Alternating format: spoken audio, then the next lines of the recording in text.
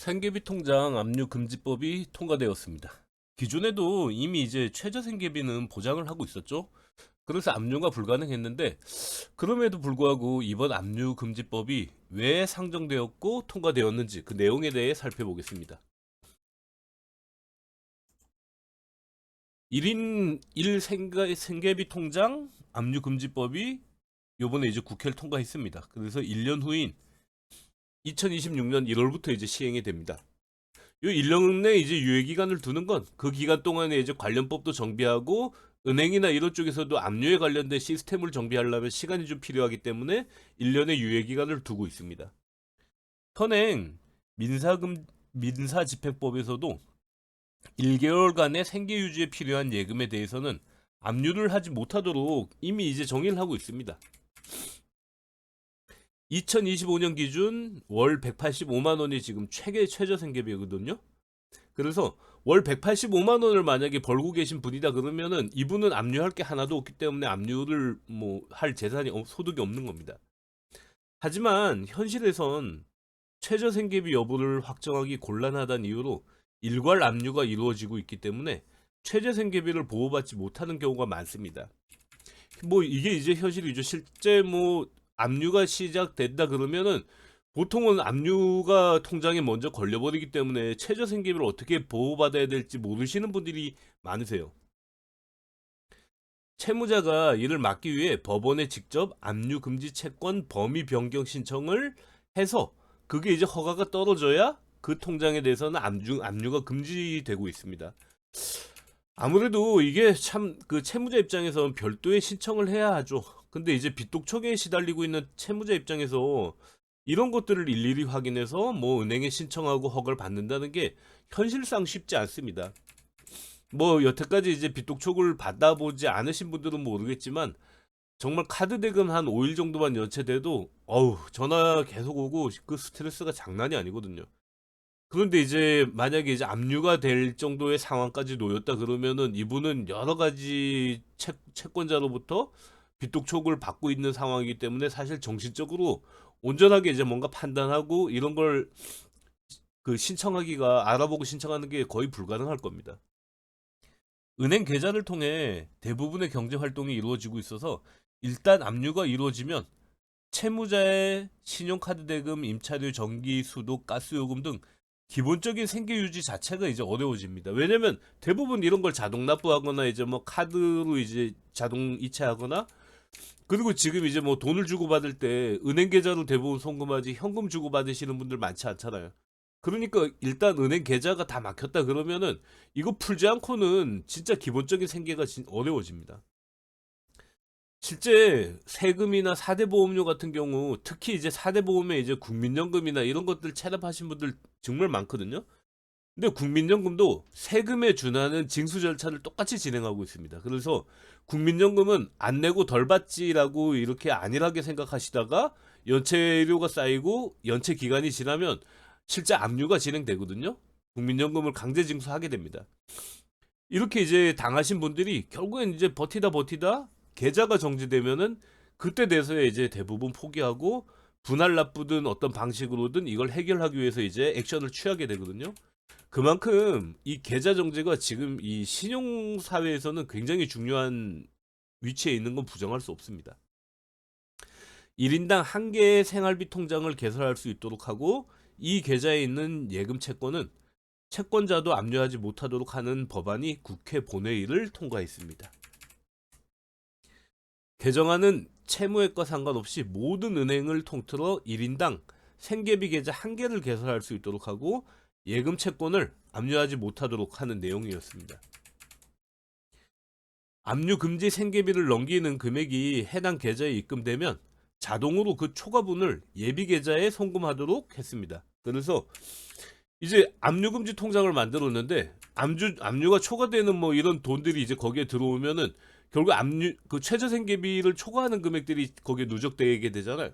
그러면 이제 이 압류금지 통장에 대한 어떻게 보면 역할이 좀 무의미해지기 때문에 그 초과되는 금액은 자동으로 다른 계좌로 송금해서 압류를 이제 할 수 있도록 이렇게 이제 조치를 하고 있는 것 같습니다.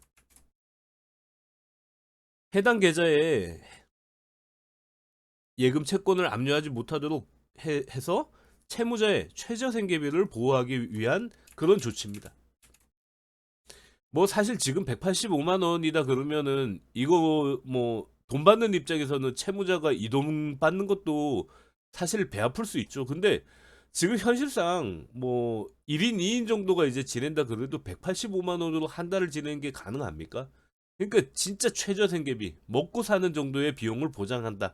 이렇게 지금 보는 게 맞는 것 같습니다. 생계비 통장 압류 금지로 압류 걸린 채권자도 공과금이나 카드 대금, 계좌 이체 등 최소한의 계좌 거래가 이제 가능해집니다. 앞으로 금융기관은 채무자의 고의적 압류 회피를 방지하기 위해 해당 계좌의 잔액에 대해서는 물론 1개월간 입금된 금액이 압류 금지 생계비를 초과하지 않도록 관리해야 합니다. 그래서 여기에 대해 관련된 은행 시스템을 구축하게 되고 관련법을 정비해서 1년 후부터 시행되는 겁니다. 내용은 어렵지 않죠? 지금 현재 압류 금지 채권은 지금 마지막 개정된 게 2019년에 개정된 내용인데 지금 185만 원으로 지금 아직까지 유지가 되고 있죠. 민사집행법에 따라 급료, 연금, 봉급, 상여금, 퇴직연금 그 밖의 이유와 비슷한 성질을 가진 급여 채권은 반 이상 압류할 수 없습니다. 그러니까 뭐 만약에 이제 급여가 많으면 반까지 압류를 할 수 있고 급여가 얼마 안 되면은 최소 185만 원은 보장을 해준다. 이렇게 이제 하한선이 185만 원이라고 생각하면 될 것 같습니다. 그래서 월 급여가 185만 원 이하인 경우에는 전액 압류를 할 수 없습니다.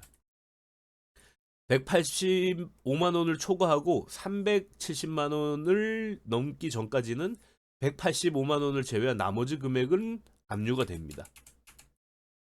그리고 급여가 370만 원을 초과하고 600만 원까지는 월 급여의 반, 그러니까 185만 원 이상 금액이죠. 이 반에 해당되는 금액을 압류할 수 있습니다. 그런데 월 급여가 600만 원을 넘는 경우에는 한 달치 급여를 이렇게 이제 계산식이 따로 있거든요. 그래서 급여를 반으로 나누고 여기에서 300만 원을 빼고 그걸 이제 다시 반으로 나누는 이런 계산식인데 일단은 뭐 원리는 굳이 이해하실 필요는 없고 요 산식 정도만 간단하게 대입해서 계산할 수 있다는 거 그것만 이제 알고 계시면 됩니다. 여기 급여에 따라서 압류 가능 금액 이런 것들이 지금 정리되어 있는데 여기 보면은 185만 원까지는 185만 원 전액해서 압류 가능한 금액이 전혀 없죠. 근데 185만 원을 넘어가면은 그 넘어가는 금액에 대해서는 이렇게 압류 가능 금액이 생기기 시작합니다. 그리고 급여가 이제 370만 원을 넘는다. 그래서 400만 원이 됐다 그러면 압류 금지 채권도 이제 185만 원을 넘는 금액까지 보호받을 수 있습니다. 그게 월 소득의 반 정도 되는 수준이죠. 이렇게 해서 이제 압류가 금지되고 있습니다. 그래서 계산식도 이렇게 있는데 뭐 어렵지 않습니다. 채무자가 만약에 여러 직장에 다니는 경우 이때는 모든 급여를 합산한 금액을 기준으로 요 최저 생계비를 계산하게 됩니다. 따라서 직장 A에서 150만 원, B 직장에서 150만 원의 급여를 받는 경우에는 300만 원 기준으로 계산하시면 되고 압류 가능 금액은 300만 원에서 185만 원을 제외한 115만 원을 이제 압류하게 됩니다. 내용은 뭐 그닥 어렵지 않죠.